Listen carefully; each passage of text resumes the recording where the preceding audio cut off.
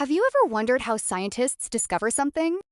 Do they simply memorize information? Of course not. Scientists observe, measure, compare, make explanations, test ideas, analyze evidence, create models, and communicate what they discover. These are called science process skills. Welcome to my channel, Science with a Touch of Hugot.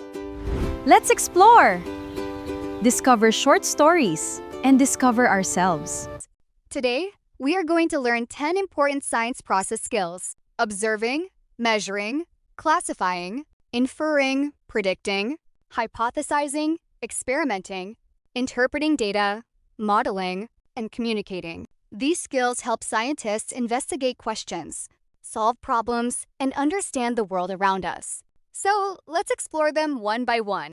First is observing. Observing means gathering information using our senses or tools that extend our senses. We can observe the color, shape, texture, size, movement, sound, or other characteristics of an object or event. For example, if we look at a plant and notice that its leaves are turning yellow, that is an observation. But be careful.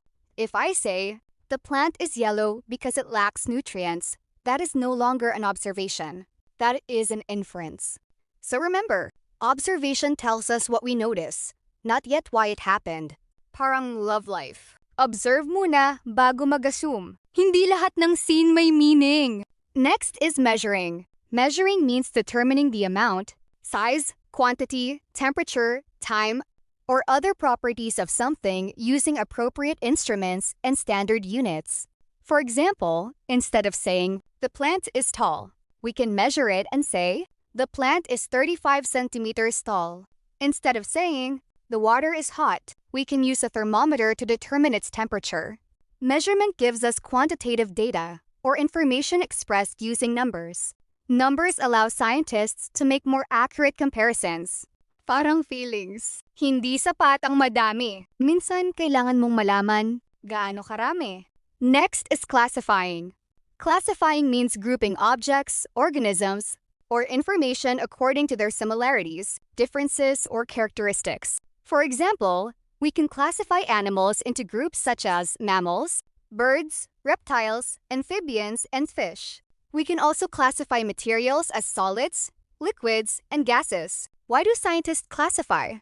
Because organizing information helps us recognize patterns and relationships.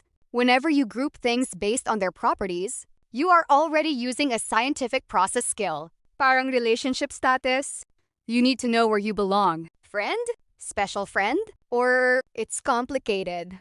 Next is inferring. Inferring means making a logical explanation based on observations, evidence, and prior knowledge. For example, imagine that you observe. The ground is wet. People are carrying umbrellas. There are dark clouds in the sky. Based on these observations, you might infer that it probably rained or is about to rain. Notice that an inference is different from an observation. We did not directly observe the rain. We used evidence to develop a possible explanation. So remember, observation is what we notice. Inference is what we think may explain what we noticed. Kapag hindi nag-reply, observation, wala siyang reply. Inference, ayaw na niya sa akin. Whoa! Evidence muna bago mag-infer. Next is predicting.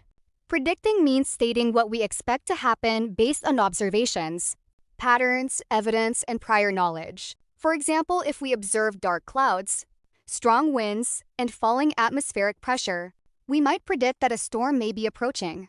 A prediction focuses on something that may happen in the future. Scientists use predictions to help test ideas and anticipate possible results. Predicting is like saying, feeling ko magre-reply siya. But in science, hindi feelings ang basehan. We need evidence and patterns. Next is hypothesizing. Hypothesizing is the process of proposing a testable explanation for an observation or a scientific question. A hypothesis is not simply a random guess. It is based on observations, evidence, and prior knowledge, and it must be something that can be tested. For example, suppose we ask, does the amount of sunlight affect plant growth? We might hypothesize. If the amount of sunlight increases, then plant growth will increase. This is a hypothesis because we can test it through an experiment. So remember, Hypothesizing means proposing an explanation that can be tested. Parang love hypothesis. If I message first, then maybe they will reply. Pero don't stop at the hypothesis. Test it with evidence. Once we have a testable hypothesis, we can conduct an experiment. Experimenting means carrying out a planned investigation to test a hypothesis or answer a scientific question. For example, if we want to test whether sunlight affects plant growth, we could prepare several plants and expose them to different amounts of sunlight. We then measure their growth over a specific period. In an experiment, we carefully plan our procedures and consider the variables involved. The goal is to collect reliable evidence that can help us determine whether our hypothesis is supported or not supported. And remember, an experiment is not about proving that we are always right. It is about testing our idea using evidence. Sometimes our hypothesis is wrong, and that's okay. Because in science, being wrong can lead us closer to the right answer. After conducting our experiment, we will have data. But collecting data is not the end. We need to interpret data. Interpreting data means examining, organizing, comparing, and analyzing information to determine what the results tell us. We can use tables, graphs, charts, and mathematical calculations. For example, if our data shows that plants receiving more sunlight generally grew taller, we can identify a possible relationship between sunlight and plant growth. But we must let the evidence guide our interpretation. We should not change or ignore data simply because the results are different from what we expected. Hindi porket gusto mo ang result, iyon na ang conclusion. Sa science, data ang masusunod, not feelings.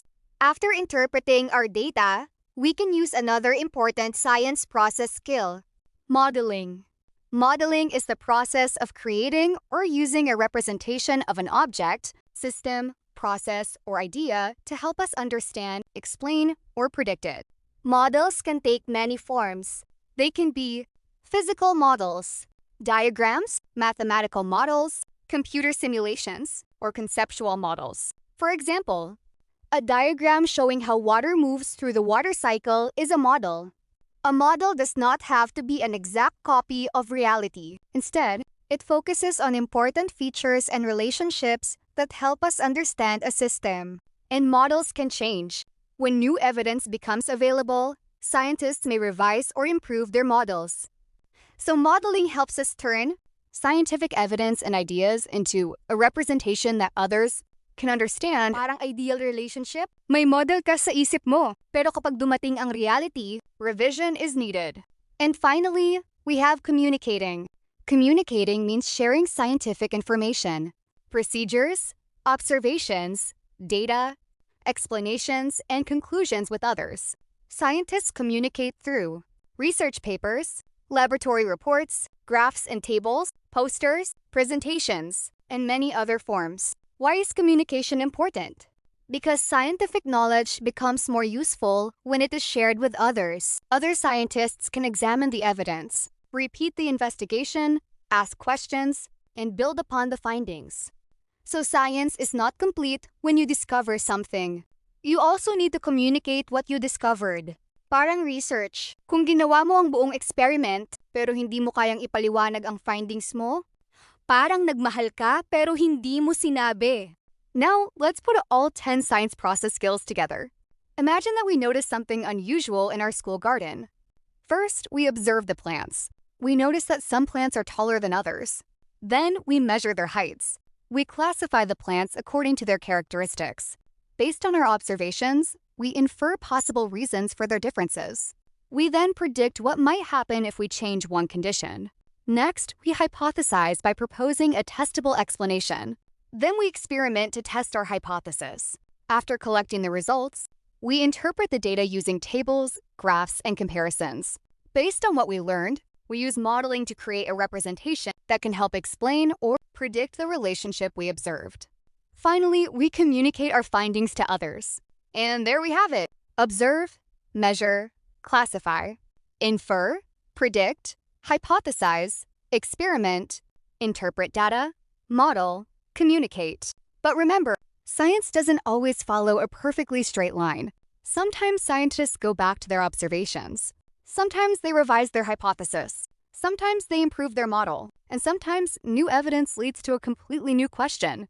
That is what makes science exciting. Let's see if you can remember all 10. Number 1, observing. What do we notice? Number 2, measuring. What can we determine using numbers and instruments? Number 3, classifying. How can we group things according to their characteristics? Number 4, inferring. What possible explanation can we make from evidence? Number 5, predicting. What do we expect may happen? Number 6, hypothesizing. What testable explanation can we propose? Number 7, experimenting. How can we test our hypothesis? Number 8, interpreting data. What do our results tell us? Number 9, modeling. How can we represent or explain what we learned? Number 10, communicating. How can we share our findings with others? So remember our 10 basic science process skills: observing, measuring, classifying, inferring, predicting, hypothesizing, experimenting, interpreting data, modeling, and communicating. These skills are not only for scientists working inside laboratories. You can use them in your classroom, in research, in robotics, in solving everyday problems, and in making informed decisions. Because being scientific is not just about knowing science. It is about knowing how to think, investigate, use evidence, and communicate like a scientist.